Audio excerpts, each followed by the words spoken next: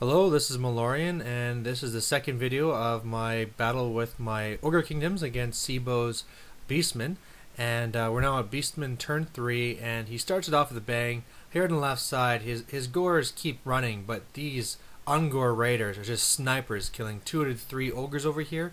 And I passed my panic, but the main thing is, whereas I thought I had this flank all sewed up and it was all a success, now I'm going to have to flee and try and do what I can just to not get wiped out. Then on the other side here, his Minotaurs with great weapons. They charge into the Nobblers there, and I'm really looking forward to it because the way that they had to charge in, now they're going to clip the other Nobblers, and then I can counter them. But I'm even really worried about countering these guys because these guys are dangerous. I don't know if you guys have faced Minotaurs with great weapons before, but especially after they get a couple of wins, they are just deadly. His spawn still hasn't gone to combat, and his Bestigors over there decide that would be best to turn around and just to face the Gorgers, and he's kind of just hoping that he's going to be out of range of my other Ogres down there. So some combat results. His Chariot is still beating my Iron Gut, but luckily I'm still holding there. Thank God. And a really weird thing happens where my Nobblers actually managed to hold. I lost combat, but he just didn't kill that many, and with my static res, I held there. So really what I should have done is I should have deployed these guys 4 wide if I wanted them to flee, but that was just a mistake on my part. And this is just a picture of what it looks like on the other side of the board. So, Ogres turn 3. My Butcher has to charge into the front of that chariot to get out of the way, so those other ogres can charge the other chariot. And it turned out that my plain ogres there were in range, so they hit the flank of those Bestigors, while the Gorgers hit the front, and so that should be fairly in my favor there. My Bruiser moves over so that he can fight the Minotaurs when they beat those guys, and then on the other side my Iron Guts and things are just moving up so that I can deal with that spawn and 2 other blocks when they start moving in. And on the other side here, my lone ogre just chases one of the raiders. They flee and get away. They're on the other side of the woods right now, but I was just at least try and reduce some of the shots coming my way. Alright, so in this critical combat over here, I kill a bunch of guys with my Gorgers. I know I have Killing Blow with them, but the problem is that his Beast Lord, he's set up so that he has a really high armor save, and for every armor save he makes, he gets an extra attack, so it's really risky. So what I did is that the bottom one, it just attacked the War Gore, killed it, and then the other one just attacked the regular unit.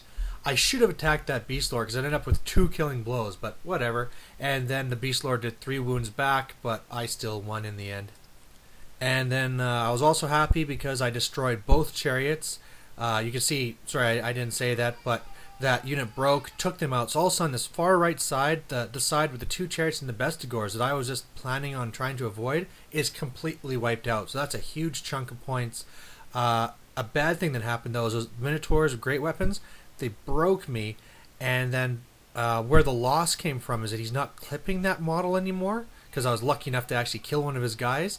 So now, when he charges on his turn, he can easily charge those fleeing Nobblers. They're going to keep running, and then he's going to hit into my big unit with my Bruiser. And, that could be a little bit dicey depending on what happens there. And then this is just a fast picture just to show what it's kind of looking like on the other side there. And here we are with his big comeback. So we are now at Beastman turn 4.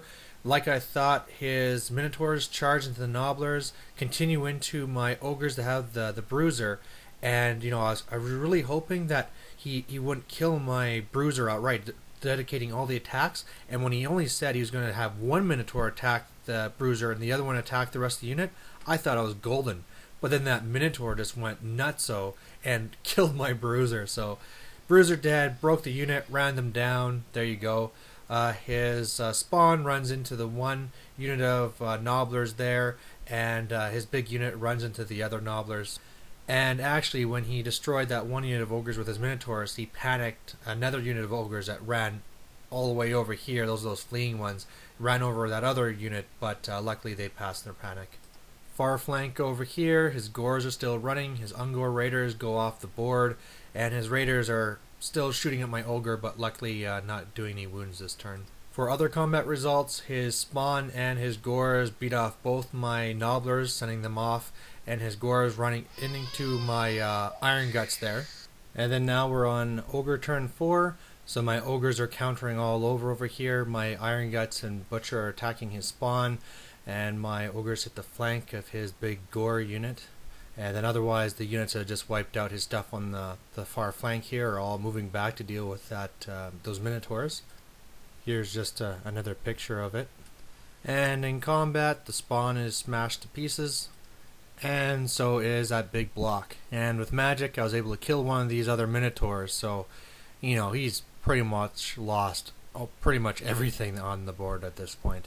So here's a picture of his one last remaining Minotaur, and then here's the other flank. My Ogre isn't actually dead, he's just kind of run into the woods to make it hard to be shot, but at this point we call the game because it's, you know, it was pretty much done.